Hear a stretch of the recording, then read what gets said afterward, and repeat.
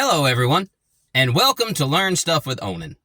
I am Onen Wintercrow, and today I wanted to talk a little bit more about foreign language and give you 2 tips that hopefully will make your life a little bit easier. So tip number 1 when it comes to learning a foreign language, study a foreign language that interests you. That's pretty basic. I know some people are in circumstances where they're having to learn a language that they don't really care about, or they are, the school that they go to only gives them just a handful of options. As far as foreign language goes, it's typically, French and Spanish. If those are not 2 languages that interest you and you're going to school for them, I hate to tell you, you're probably not going to have very much success at it. So tip number 1, kind of obvious, study foreign languages that interest you. I have studied some obscure languages over the years and still like to study languages that you wouldn't think would have much use but actually do. So tip number 1, study a language that you are interested in. It doesn't matter if it's practical. It doesn't matter. If it's something that intrigues you, you're going to do better at it. Tip number 2, and this one's kind of cool, and it's one that most people don't think about. Create a character for each language that you're trying to learn. I am a student of 11 different languages. Some of them I am very much a beginner level at. Some of them I'm at an intermediate level at. And I can have a, relatively decent conversation with someone who's on around the same skill level as me. But through 11 different languages, I have created 11 different characters. And this goes back to really what second tip is. Find a way to relate to your language on a personal level or on a level that you find interesting. Okay? So say you're having to take Spanish or you're having to learn Spanish and it's not necessarily something that interests you with that particular language. Well, how can you kind of circumvent that if you have to? Well, you're not just learning Spanish as an American.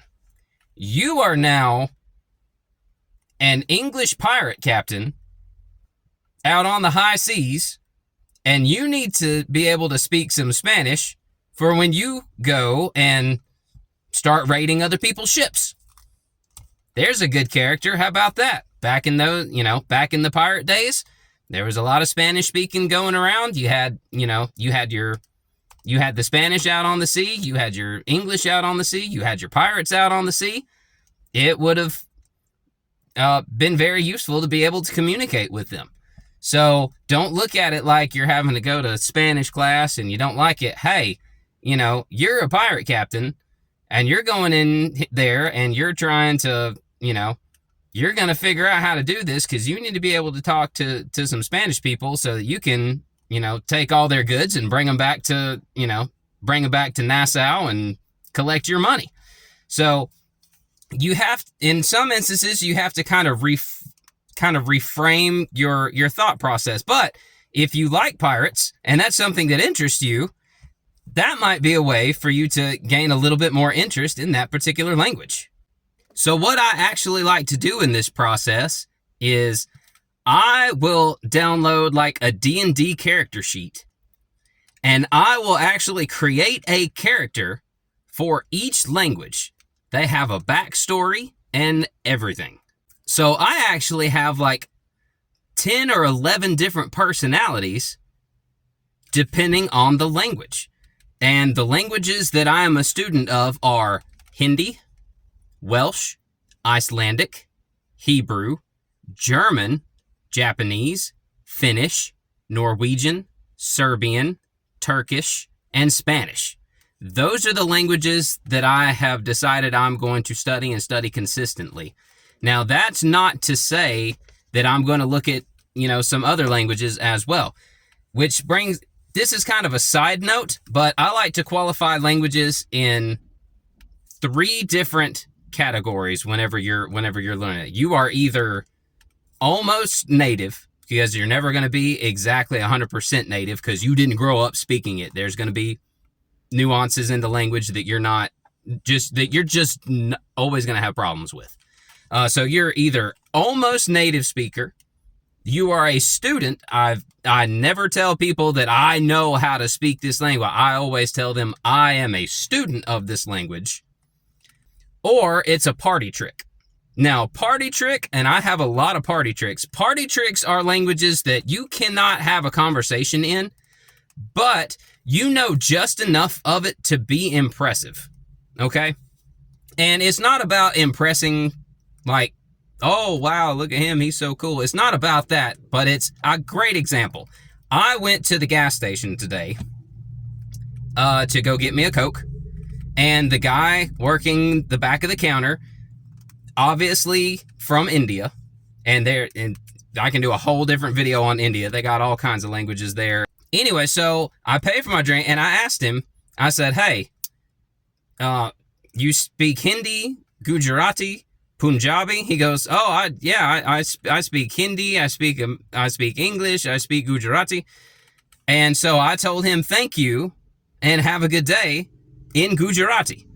Now, I don't know much Gujarati, and as far as Hindi is concerned, it's a very difficult language for me to kind of wrap my head around, and as far as pronunciation, a few other things go, so I'm having to work really hard at that one. But they can understand. It doesn't sound the best, but they can understand what I'm saying in it.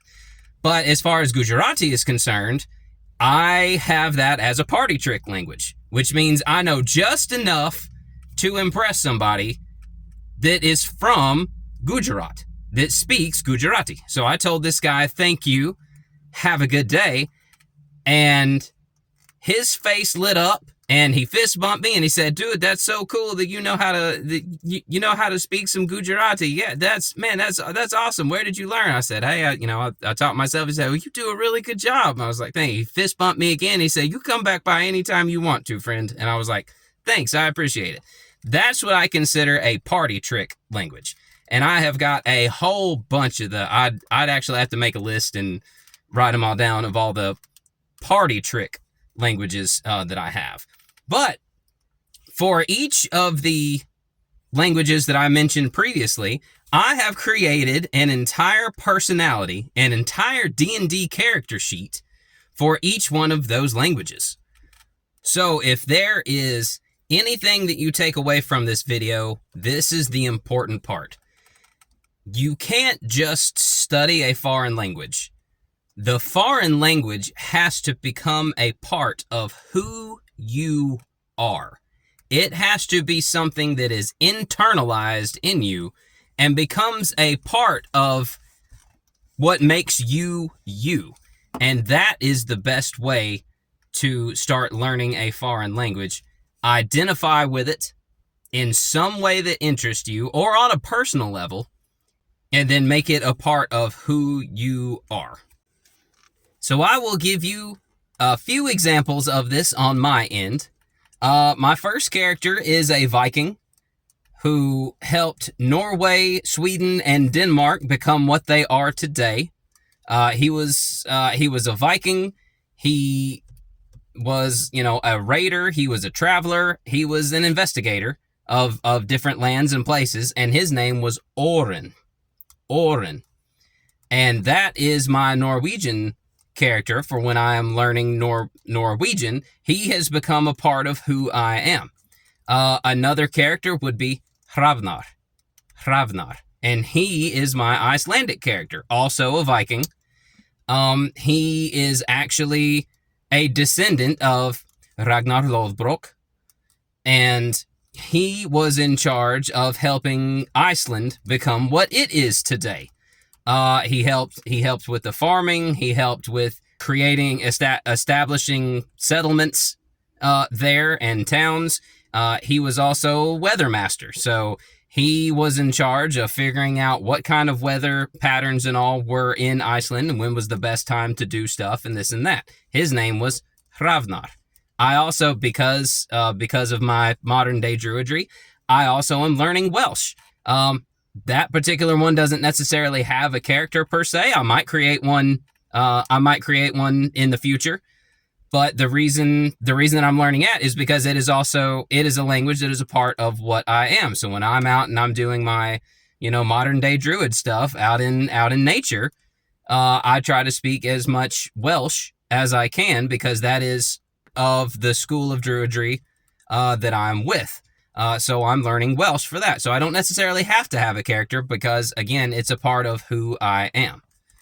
So I would do my best to look at whatever languages interest you, get some D&D sheets, create a character, create a backstory, create whatever you want to with it and internalize that and make that a part of who you are and how you see yourself. So those are my 2 foreign language learning tips for today. I hope you liked this video. If you liked it and you found it useful, please hit the like button. If you have any statements, questions, accolades, leave them in the comment section. I love to talk to people. If you haven't already, please subscribe to this channel.